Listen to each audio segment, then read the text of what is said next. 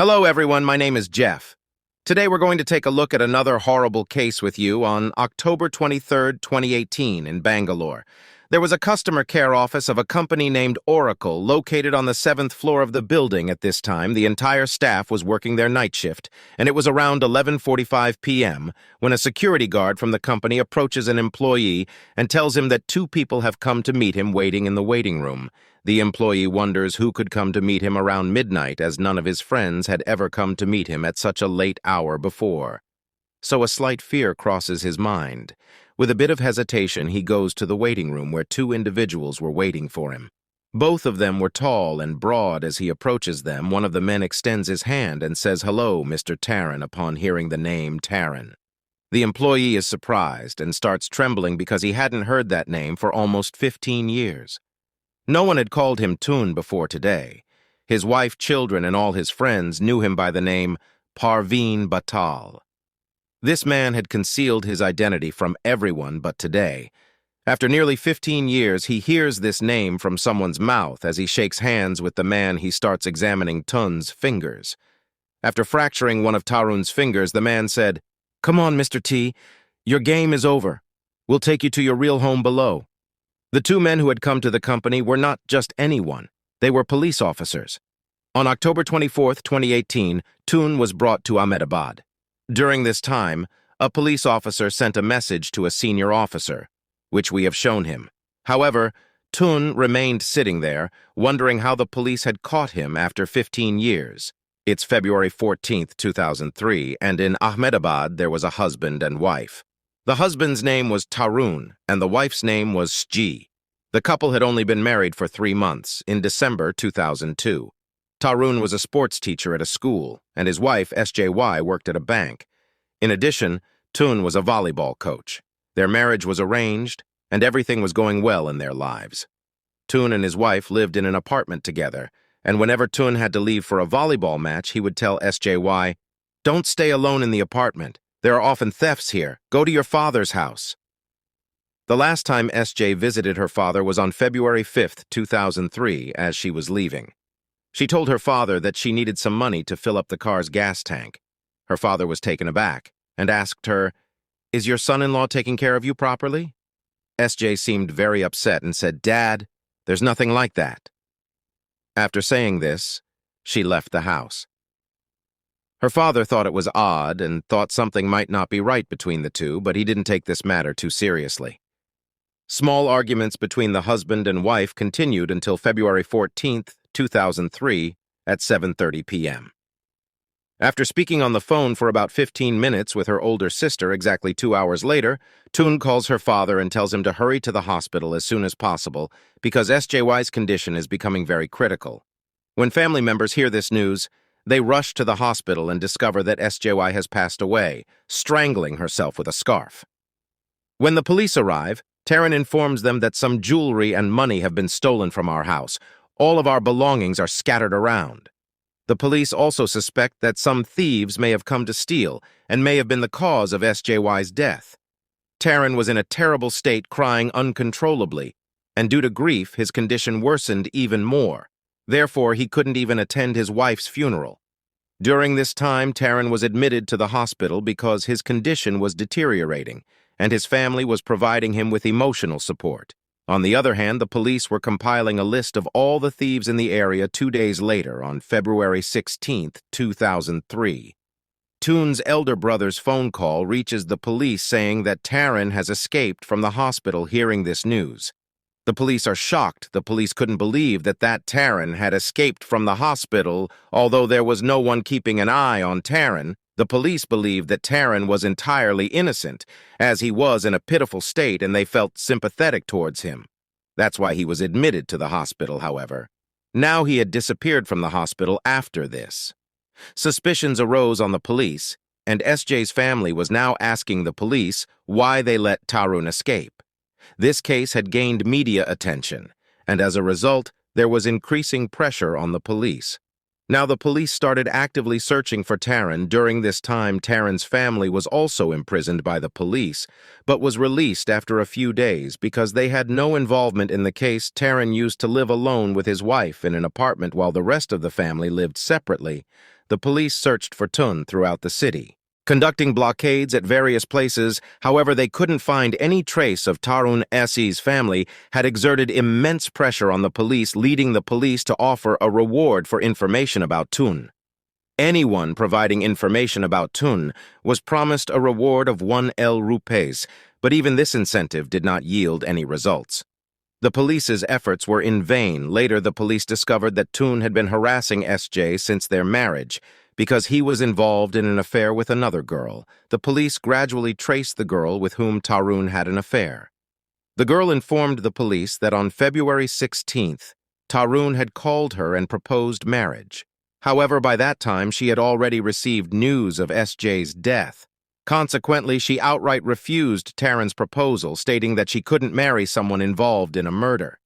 After that, there was no contact between Tarun and the girl. Slowly, 6 years had gone since the tragedy, and the police had not provided any updates regarding Tarun. Authorities had closely monitored Tarun's family, anticipating his return or communication, but Tarun never made it to see them during this time. Later, they discovered that Tarun met his parents in a different state precisely 6 years after the incident, and that his father passed away the day after they first met. Despite their initial assumptions, the police were mistaken. When the years passed and Tarun did not visit his father for the final time, the police gradually slowed down their investigation. In 2016, a new officer joined the police department, and after looking through the case file, he inquired about the latest developments in this case. The police informed him that Tun's mother had passed away and that he lived in Madhya Pradesh with his other son, Tarun's brother, in Ahmedabad. However, there was still no information about Tun, so the police conducted another investigation while dressing in plain clothes to check if any boys had visited his mother. During the investigation, the police did not find any leads. The girl that Tarun had an affair with was contacted by the police later. She said that she hadn't spoken to Tarun since that day, but some friends had told her that they had seen someone who looked like Tarun in a Delhi mall. The police then assembled a team and went to Delhi to check all the CCTV cameras in the mall, but they were unable to find any evidence of Tarun. Afterwards, there were reports of sightings of Tun in various states. The cops were now convinced that Tun was still alive. After that, the police looked through about 4,000 cell phone numbers connected to Tarun's family and all of his friends in the hopes of finding a lead. The police were hopeful that something would eventually surface that would lead them to Tarun, so they didn't give up hope. They were tracking down Tarun's mother's phone and listening to all of her calls in an attempt to identify the people she was speaking to. Despite their best efforts, the police had not yet discovered any solid leads, but they remained hopeful that Tarun would make a mistake that would lead to his capture. Eventually, a call came to his mother's mobile from a landline, and the number was from the city of Bengaluru. The city is often referred to as the Silicon Valley of India, where people come from far and wide to work. The number from which the call came belonged to a customer care service of an Oracle company in Bengaluru. This made the police wonder about the connection between Tarun's mother and the Oracle company. After many years, the police had a small lead, but a lead nonetheless. Following this, a police team went from Ahmedabad to Bengaluru. The police had a hunch that Tun might be working at Oracle. Subsequently, on October 22, 2018, the police went to Bengaluru and met with the HR department of the Oracle company. They requested details of all the employees without disclosing the fact that they were looking for a specific person. The police stated that they needed the employee list to maintain law and order. The HR department complied and provided them with the list of all the employees in their company. The police were aware that if anyone got wind of their arrival, Tarun would escape from there and they would lose their lead. Therefore, the police were extremely cautious from their end. The list that the police had did not contain the name Tarun. The police started to believe that their efforts were in vain. However, on this list, one name seemed familiar to the police: Parvine Bateli. Eventually, the police recalled that Tun's mother had conversed with his wife Nisha and occasionally chatted to a man named Parvine Batel. As a result, the police began compiling information about Parvine Batel and Nisha. Later on, the authorities found that Nisha and Parvine did not use social media. The police were taken aback by this, as practically everyone posts images on social media these days. Additionally, the police were aware that Tun's mother spoke with Parvin Patel on a regular basis and that Parvin and Nisha had 2 children. The police began to wonder if Parvin Barrett could be Tarun himself. So they started, in order to compile evidence against him. The police discovered that on October 23rd, 2 police officers went to the Oracle Company's customer care office in Bangalore. Later, a receptionist told Parvin Barrett that 2 people had come to see him, and after one of them shook hands with Parvin, the officers knew that one of Tarun's fingers, on which people frequently wear rings, was broken and slightly bent. When he heard Tarun Parvin's name, his condition worsened, and he was worried about his mother. That day, Tarun's mobile phone broke, and he mistakenly called his office's landline number to check on his mother, which proved to be his biggest mistake.